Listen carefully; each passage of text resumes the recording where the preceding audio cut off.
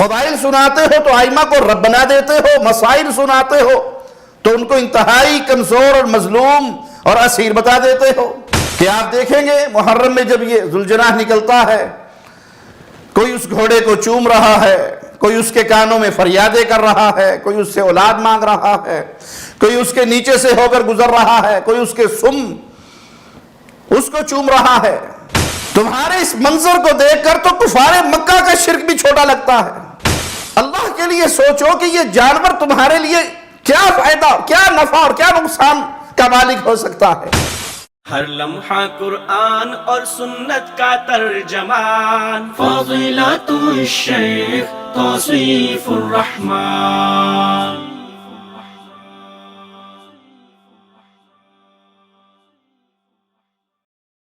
ان الحمد للہ نحمده ونستعینه ونستغفره ونعوذ باللہ من شرور انفسنا ومن سیئات اعمالنا، من يهده الله فلا مضل له ومن يضلل فلا هادي له، أشهد أن لا إله إلا الله وحده لا شريك له وأشهد أن محمدا عبده ورسوله، أما بعد۔ یہ ایک تلخ حقیقت ہے کہ رافضی ذاکروں نے جھوٹے قصے، جھوٹی کہانیاں، من گھڑت باتیں اپنی بے علم عوام کو سنا سنا کر اپنے پیٹ کے دھندے کو خوب چلایا ہوا ہے۔ وہ عوام کے سامنے کربلا کے حوالے سے، یزید کے حوالے سے خاص طور پہ وہ باتیں سنائیں گے کہ وہ اگر اپنے ہی مذہب کی کتابوں کی طرف لوٹیں تو وہاں اس کا وجود نہیں ملتا۔ اور یہاں ہم اس بات کا اعادہ کر دیں کہ ہماری اس گفتگو کا مقصد یزید کا دفاع نہیں ہے۔ یزید کا معاملہ وہ جانے، اس کا اللہ جانے۔ اہل سنت کا معروف نظریہ ہے، نہ ہم اس سے محبت کرتے ہیں اور نہ اس پہ لعن طعن کرتے ہیں۔ لیکن یہاں بات صرف یہ بتانا مقصود ہے کہ یہ گروہ اپنے پیٹ کے دھندے کو چلانے کے لیے جو ان کے جی میں آئے وہ جھوٹ بول دیتے ہیں۔ یزید کے حوالے سے انہی کے ایک بہت بڑے عالم کا یہ کلپ دیکھیے جو اپنی کتابیں کھول کھول کر بتا رہا ہے کہ یزید نے زین العابدین سے کہا کہ ابن مرجانہ پہ اللہ لعنت کرے، اگر میں وہاں پر ہوتا اور حسین کو بچانے کے لیے مجھے اپنے بیٹے قربان کروانے پڑتے میں کروا دیتا، جو کچھ کر سکتا میں کرتا، اور معاملہ یہاں تک نہ پہنچتا۔ پھر بڑے اکرام کے ساتھ، عزت کے ساتھ، خاص پہرے کے ساتھ ان کو مدینہ منورہ پہنچایا گیا، سیدنا حسین کے خانوادے کو۔ یہ شیعہ کتابوں کے اندر یہ بات شیعہ عالم جو ان کا مرجع ہے وہ بیان کر رہا ہے۔ علي بن الحسين اختار الرجوع إلى المدينة، وعند مغادرتهم دمشق كرر يزيد وعند مغادرتهم دمشق كرر يزيد الاعتذار من علي بن الحسين، وقال لعن الله ابن مرجانة، أما والله لو أني صاحب ما سألني خصلة أبدا إلا أعطيته ودفعت الحتف عنه بكل ما استطعت ولو بهلاك بعض ولدي. أنا لو أعلم بأنه هذا يريد يفعل بالحسين هكذا أنا كنت أدفع أولادي حتى يدافعوا عن الحسين، ولكن الله قضى ما رأيت، كاتبني كل حاجة تكون لك. وأمر يزيد بأن يرافق ذرية الحسين وفد من موالي بني سفيان وكان عددهم، وأمر المصاحبين لهم أن ينزلوا بهم حيث شاءوا ومتى شاءوا، وبعث معهم أيضا فلان. وخرج آل الحسين من دمشق محفوفين بأسباب الاحترام والتقدير حتى وصلوا إلى المدينة. وقال ابن كثير في يزيد: وأكرم آل البيت وأكرم آل بيت الحسين ورد عليهم جميع ما فقد لهم وأضعافه، وردهم إلى المدينة في محامل وأبهة عظيمة، وقد نال ناح أهله في منزله على الحسين، من المسؤول عن قتل الحسين؟ ويثبت أنه لا علاقة له بقتل الحسين.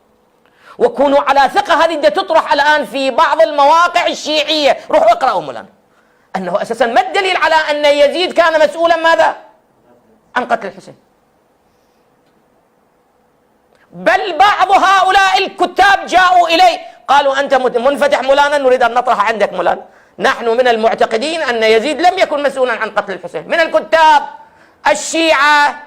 فأنت سيدنا إذا غير مكان مولانا يتهمون بالنصب وكذا وكذا، فأنت نريد نجلس معك نشوف يعني أكو دليل على أن يزيد كان مسؤولا. أعزائي هذه أبحاث الآن أنت تستطيع من خلال الفتوى تقف أمامها، ولكن غدا لا تستطيع أن تقف، خصوصا شبابنا بدأوا ينفتحون على كل المواقع. على الأحوال أعزائي، اور ان کے ذاکروں کو سنیں تو وہ ساری ساری رات رلاتے ہیں جھوٹے قصوں پر، جھوٹی کہانیوں پر، من گھڑت باتوں پر. اور ایک ذاکر نے اس پر اپنے ذاکروں کی اس حرکت پر ایک بڑا پیارا تبصرہ کیا. سنیے اس کلپ کو. میں آپ سے پوچھتا ہوں، رب بھی قتل ہوتا ہے؟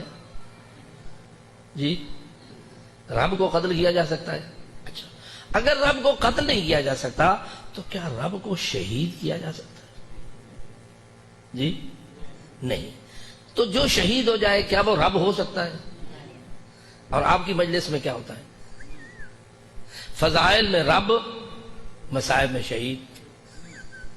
پتہ نہیں بات سمجھ آئی ہے یا نہیں آئی؟ آپ کی شیعہ مجالس میں آج یہ منظر بن گیا ہے کہ پڑھنے والا آتا ہے وہ مولا علی کو فضائل میں رب بنا کر پیش کرتا ہے، مصائب میں شہید بنا کر پیش کرتا ہے. فضائل میں 14 معصوم ہستیوں کو رب بنا کر پیش کرتے ہیں، اور مصائب میں ان 14 کے شہادت اور مصیبت زدہ ہونے کا سارا واقعہ پڑھتے ہیں. اور ماشاءاللہ ہماری قوم عقل کی بلند پروازیوں پر اس طرح فائز ہو چکی ہوئی ہے اور اتنی متفکر اور اعلیٰ مقام پر فائز ہے کہ ادھر سے فضائل میں جس کو رب مان رہی ہے، مصائب میں اسے شہید مان رہی ہے. کبھی رب بھی شہید ہوا، کبھی رب بھی مظلوم ہوا، کبھی رب پر بھی ظلم کیا گیا. فضائل سناتے ہو تو ائمہ کو رب بنا دیتے ہو، مسائل سناتے ہو تو ان کو انتہائی کمزور اور مظلوم اور اسیر بتا دیتے ہو. یہ ماجرا ہے ان کا، کیونکہ اس سارے دھندے کا تعلق پیٹ سے لگا ہوا ہے، اور پیٹ کی پوجا کے لیے جتنا زیادہ رولائیں گے، جتنے زیادہ مصائب سنائیں گے، اور فضائل میں جتنا ان کو رب بنا کر دکھائیں گے، جاہل عوام خوش ہو کر اتنا ہی انعام اور اکرام سے نوازے گی. یہی جھوٹے قصے سناتے سناتے قوم کو جانوروں کی پوجا پہ لگا دیا. ذوالجناح ایک گھوڑا آپ نے دیکھا ہوگا، بڑا خوب پالا جاتا ہے، سجایا جاتا ہے، اور اس کے فضائل اور اس کے مناقب اور اس کی کرامات وہ لڈن جعفری صاحب ناچ ناچ کے سٹیج پہ سناتے ہیں. نہیں بچ رہا تھا بچہ قائد اعظم کی دادی کے یہاں، 11 ہوئے اور مر گئے. 12 کو زندہ رہنا تھا، 12ویں کو زندہ رہنا تھا، تو 11 مارے اللہ نے. دادی پریشان، پڑوسن نے کہا کیا پریشانی ہے، بچے گا بچہ. ذوالجناح آئے تو اس کے گھٹنے کے سامنے سجدہ کر لینا، جہاں اس کے سم ہیں وہاں سڑک پہ جا کے پیشانی رکھ دینا اور کہنا، ذوالجناح سے کہنا بیٹا دے اور زندہ رکھ. کس نے بنایا پاکستان؟ پہلے ذوالجناح نے بیٹا دیا قائد اعظم کی دادی کو. ذوالجناح سے بات چلی، پاکستان بے ختم ہوئی تو پتہ چلا پاکستان ذوالجناح کے سموں کا صدقہ ہے. انا للہ و انا الیہ راجعون. اب جاہل عوام میں سے کوئی یہ نہیں پوچھے گا کہ یہ کہاں لکھا ہوا ہے، کس کتاب میں ہے، قرآن حکیم کی کس آیت سے ثابت ہے، نبی کریم صلی اللہ علیہ وسلم کی کس حدیث سے یہ باتیں ثابت ہیں، ائمہ میں سے کس امام کے قول سے صحیح سند کے ساتھ یہ باتیں ثابت ہیں. بس وہ فضائل سنیں کہ حسین کا گھوڑا بچے دیتا ہے. کمال ہو گیا. ذاکر کی جیب اتنی بھر گئی کہ اس کی 7 نسلیں بھی کھاتی رہیں. یہی وجہ ہے کہ آپ دیکھیں گے محرم میں جب یہ ذوالجناح نکلتا ہے، کوئی اس گھوڑے کو چوم رہا ہے، کوئی اس کے کانوں میں فریادیں کر رہا ہے، کوئی اس سے اولاد مانگ رہا ہے، کوئی اس کے نیچے سے ہو کر گزر رہا ہے، کوئی اس کے سم اس کو چوم رہا ہے، یعنی جانور کی پوجا انسان کر رہا ہے۔ اور اگر یہ ذوالجناح مر جائے تو اس کا باقاعدہ مزار بنا دیا جاتا ہے۔ اس معاملے میں یہود و نصارہ بھی تم سے اچھے ہیں۔ رسول اللہ صلی اللہ علیہ وسلم نے زندگی کے آخری لمحات میں یہود و نصارہ پہ لعنت کی تھی، اور جرم کیا بیان کیا تھا کہ یہ اپنے انبیاء کی قبروں کو عبادت گاہیں، مساجد بناتے ہیں۔ یہود و نصارہ نے تو اپنے انبیاء کو پوجا، اور ظالموں تم گھوڑوں کو پوجنے لگ گئے، جانوروں کو پوجنے لگ گئے۔ محرم سبیل حسین لگائی جاتی ہے، سیدنا حسین رضی اللہ عنہ وارضاہ کے نام پر پانی پلایا جاتا ہے، خوب لوگ سبیلیں لگاتے ہیں، اور اس سبیل کی ابتدا گھوڑے کو پلا کر کی جاتی ہے۔ گھوڑا آتا ہے، یہ ذوالجناح آتا ہے، اور اس سبیل کے برتن میں منہ ڈالتا ہے، پیتا ہے۔ کیوں؟ ذاکروں نے یہ سبق یاد کروا دیا کہ اس کی رالوں میں شفا ہے، اس کے جھوٹے پانی میں شفا ہے۔ جب اس سے اولاد مانگی جائے اور 9 مہینے میں یہ گود ہری کر دے تو اس کے پانی سے اور اس کی رالوں سے اور اس کے تھوک سے اور اس کے جسم سے جو چیز لگ جائے گی وہ برکتوں والی ہو جائے گی۔ انا للہ و انا الیہ راجعون۔ تمہارے اس منظر کو دیکھ کر تو کفار مکہ کا شرک بھی چھوٹا لگتا ہے۔ وہ بھی صالحین کے اگر بت بناتے تھے، ود، سوا، یعوس، یعوق، نصر کے، تو عقیدہ کیا رکھتے تھے؟ ہؤلاء شفعاؤنا عند اللہ، یہ اللہ کے ہاں سفارشی ہے۔ ما نعبدهم الا لیقربونا الی اللہ زلفا، ہم ان کے پاس آ کر ان کی پوجا پاٹ کرتے ہیں تاکہ یہ اللہ کے قریب کر دے۔ مقصد اللہ کو راضی کرنا ہے ان کا بھی، ان کو وسیلہ سمجھتے تھے۔ اور تم جانور سے مانتے ہو، جانور کے بارے میں عقیدہ رکھتے ہو کہ یہ شفا دیتا ہے، اس کے تھوک میں شفا ہے، اس کے جھوٹے میں برکت ہے۔ نعوذ باللہ ثم نعوذ باللہ۔ رسول اللہ صلی اللہ علیہ وسلم کے اثر میں برکت تھی، اللہ نے رکھی تھی، شفا تھی۔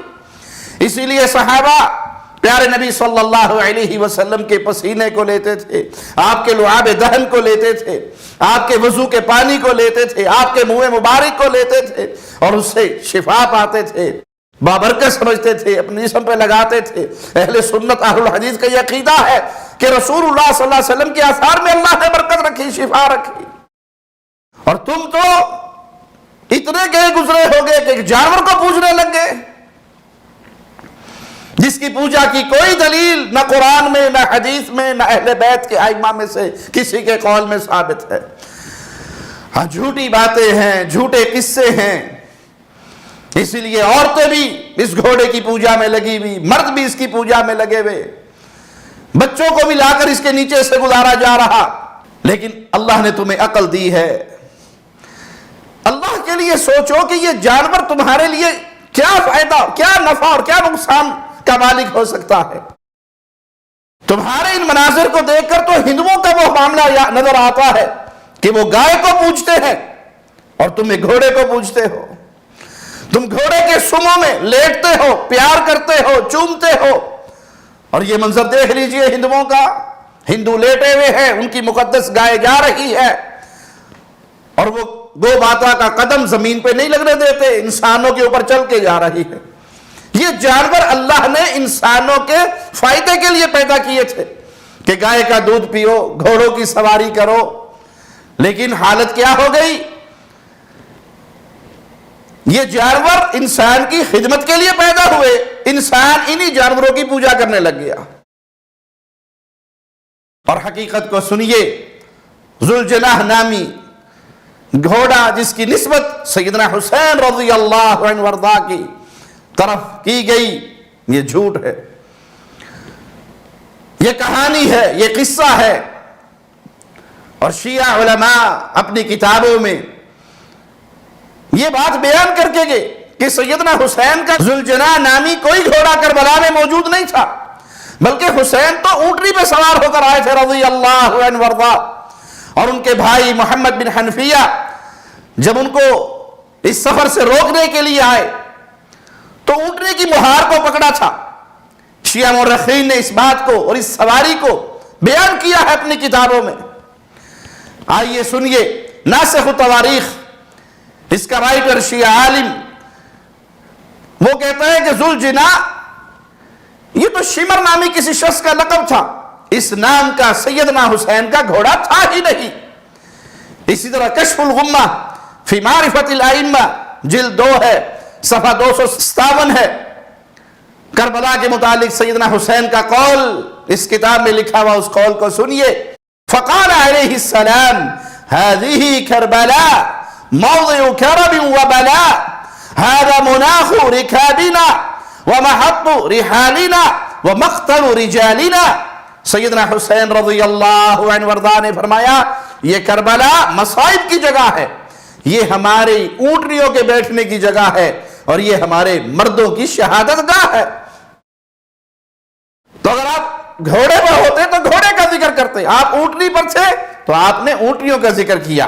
اسی طرح شیعہ کی ایک اور معتبر کتاب جلاء العیون، جس کا اردو ترجمہ بھی مارکیٹ میں موجود ہے، اس کی دوسری جلد میں لکھا ہے کہ جب سیدنا حسین رضی اللہ عنہ وارضاہ عازم سفر ہوئے تو ان کے بھائی محمد بن حنفیہ ان کے پاس آئے اور کہنے لگے اے میرے بھائی، جو اہل کوفہ نے مکر و فریب اور غدر آپ کے والد محترم اور آپ کے بڑے بھائی کے ساتھ کیا آپ جانتے ہیں، میں ڈرتا ہوں کہیں آپ سے بھی وہ ویسا ہی سلوک نہ کرے.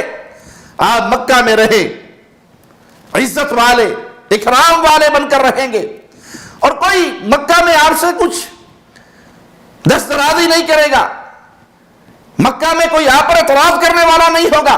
حضرت نے فرمایا میں ڈرتا ہوں کہ یزید مکہ میں مجھے شہید کر دے، مجھے منظور نہیں، کعبے کی حرمت میری وجہ سے ضائع ہو جائے. محمد بن حنفیہ نے عرض کی آپ یمن کی طرف چلے جائیں یا کسی جنگل میں تشریف لے جائیں. تو آپ نے کہا اس بارے میں فکر کروں گا. لیکن جب صبح ہوئی تو حضرت نے حکم دیا اونٹوں پہ ساز و سامان رکھا جائے، اور جب یہ خبر محمد بن حنفیہ کو پہنچی تو وہ بیتاب ہو کر آئے اور مہار ناقہ اونٹنی کی مہار پکڑ لی اور اس سے لپٹ گئے. تو تمہاری کتابوں کے اندر بھی یہ بات واضح ہے کہ حسین رضی اللہ عنہ وارضاہ اونٹنی پر سوار ہو کر آئے، ذوالجناح نامی کسی گھوڑے پر آپ نے سفر نہیں کیا. ہاں یہ قصے ہیں، یہ کہانیاں ہیں جو عوام کو سنا کر ان کو گمراہ کیا جاتا ہے. بالکل اسی طرح گھوڑے کی پوجا کروائی جاتی ہے جیسے ہندو گائے کی پوجا کرتا ہے. یہ اسلام کا انداز نہیں، یہ مسلمانوں کا انداز نہیں، یہ اہل اسلام کا انداز نہیں. یہ تو قبر پرستوں سے، ہندوؤں کے ساتھ، صنم پرستوں کے ساتھ مشابہت ہے. اسی لیے ہم اس بے علم عوام سے درخواست کریں گے کہ کم از کم اپنے ذاکروں سے پوچھا تو کریں کہ یہ جو بات آپ سنا رہے ہو یہ کہاں لکھی ہے.